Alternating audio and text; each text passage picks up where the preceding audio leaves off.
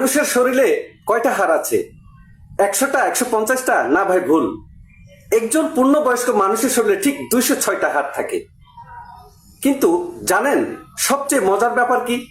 যখন আপনি জন্মান তখন আপনার শরীরে হাড় থাকে প্রায় 270টা।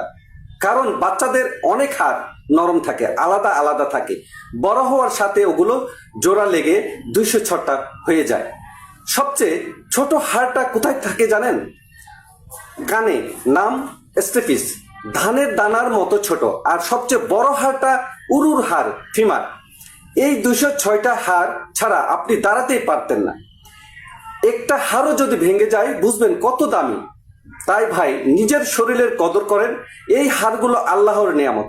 খেলাধুলা করেন, ক্যালসিয়াম খান, আর হাড় ভাঙার মতো কাজ করবেন না। আল্লাহ বলেছেন, আমি মানুষকে সুন্দর আকৃতির সৃষ্টি করেছি। এই 206টা হাড়ই তার প্রমাণ। সুবহানাল্লাহ।